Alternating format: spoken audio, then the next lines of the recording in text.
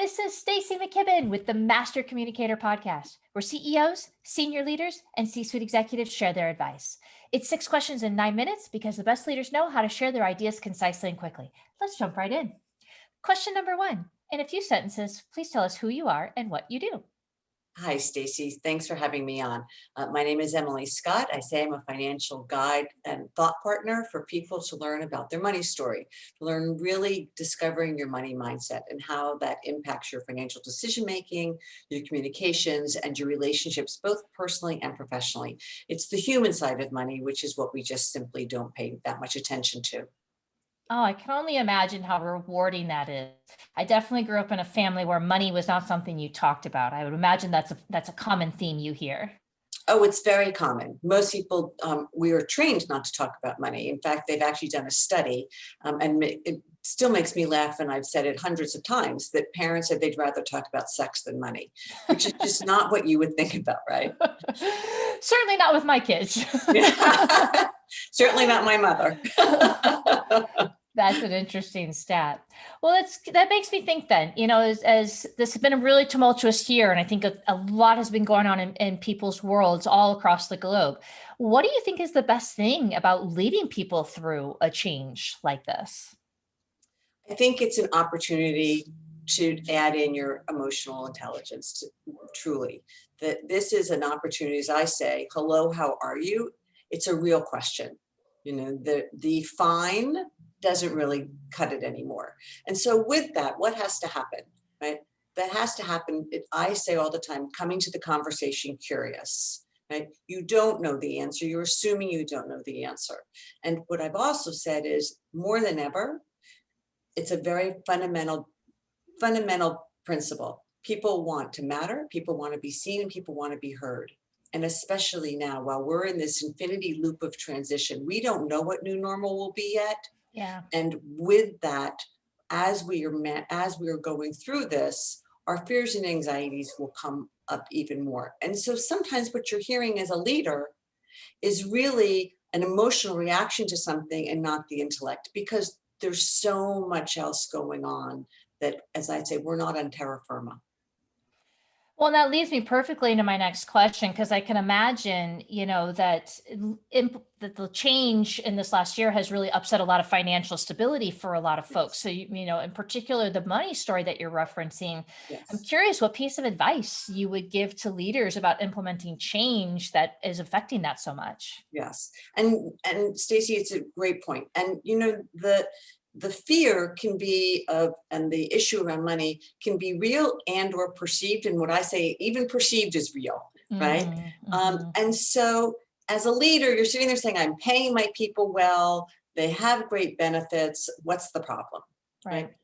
The problem is that because we don't talk about money, we don't own our feelings and we don't know what to do with them, right? And so Hmm. they get manifested in other ways. And so as a leader, I offer up, again, opening this conversation. This is an and, not an or. Jim Collins is brilliant in the brilliance of the and versus the tyranny Hmm. of the or. And so it's not a question per se of people not feeling comfortable with what their compensation is. There's something else going on, as well as how any longer am I going to be in the next round of layoffs? Is there going to be a layoff? Right. Where do I go? And owning that uncertainty and recognizing it and calling it out for what it is. No false promises, no platitudes. This is an opportunity to actually become very empathetic with your team. Does And that make sense? it totally does. And you get me thinking that, as you think about ways to engage or inspire or motivate, it might not look the same ways as it used to before. These could be some really interesting opportunities to come in and teach and support your team in a whole new way, that helps to empower their entire lives, not just what they're doing at your office. Yes. So, yes. And here's the reality. Our money story travels with us, right? That money story that you have internally, or the implicit and explicit messages you heard, witnessed, felt, seen, observed throughout your entire life, starting in childhood. And they don't stay in the privacy of your own home. They travel with you. And Yeah. so they will show up. at work. So sometimes when I've worked with partners and with teams, it's the personal money story that is getting in the way of the objective business decision. And understanding your money story and understanding how you come to the table is such a huge piece of it. You know, as an example, I have what is well known as bag lady syndrome, the fear of being old as a woman, old and homeless, not being able to take care of myself. Well, and my background is Wall Street. I have been in the investment world for over 30 years. So my intellect and my emotions can be completely misaligned.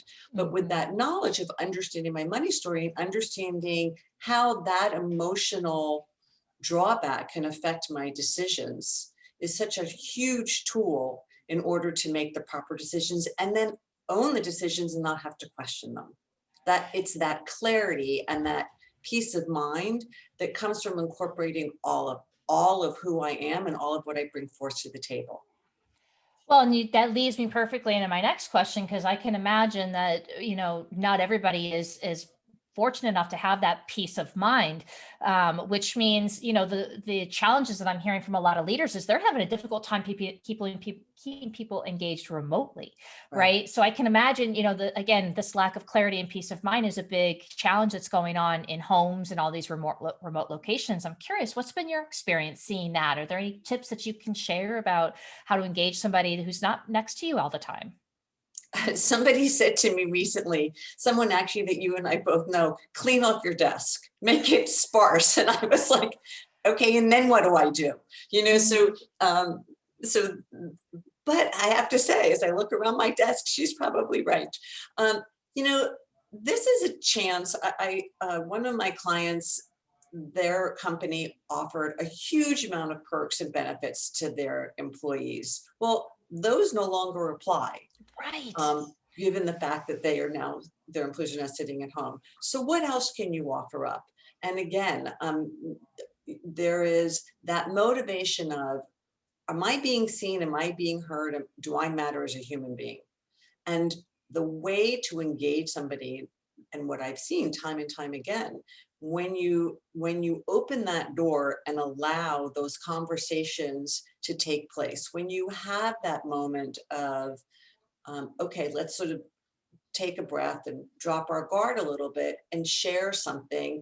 The more leaders can show their vulnerability, I would say, makes it resonate so strongly with people that it's like, okay, they understand, or okay, they have a similar situation. It's fascinating to me when we show up as human beings, how much people respond. And we hear that a lot, right? We hear the power of a story.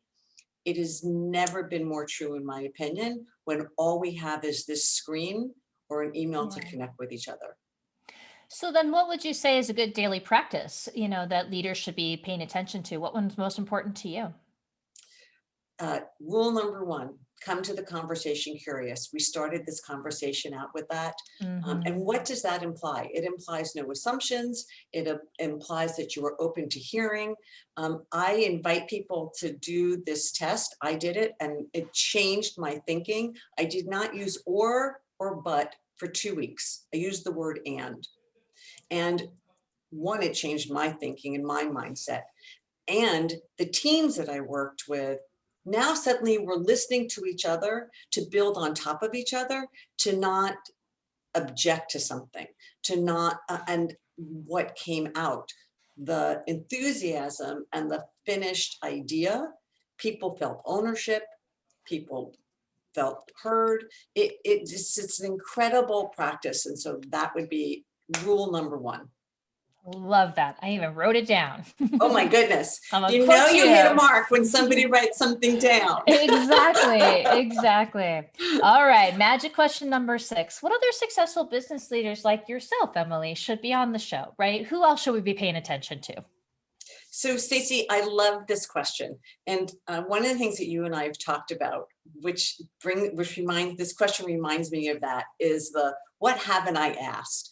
And one of the great things when you think about other leaders is, who else can tell me something? So this is like, Yeah. I adore this question. So I'm going to take it in a whole different conversation, Whew. especially given what's happening right now. Um, so many of us are talking about collective consciousness, about civil discourse, about understanding where different people are and where they lie. And while that may seem more personal, I would say you can take all of those concepts and apply it professionally. So there are three people who I would suggest. One is Sally Krawcheck, who started Elevest. She's an incredible woman. They are doing dramatic changes in the financial service industry. That's one. Number two is Eva Patterson, who runs Equal Justice Society Wow. here in Oakland. And what they are doing from a standpoint of the legal side of what is happening from a disparity in this country. And then the last one would be Dr. Cleo Monago, a gentleman who is an amazing speaker and humanitarian who talks about understanding each other and learning how to talk to each other without preconceived bias, without appreciating the fact that there can be two people who are dramatically passionate about each other's own ideology, and you can still have a conversation. And the three of them have taught me so much and will continue to teach me, as well as the gazillions of other people who I'd recommend, and the gazillions of other people who I'd want to hear from.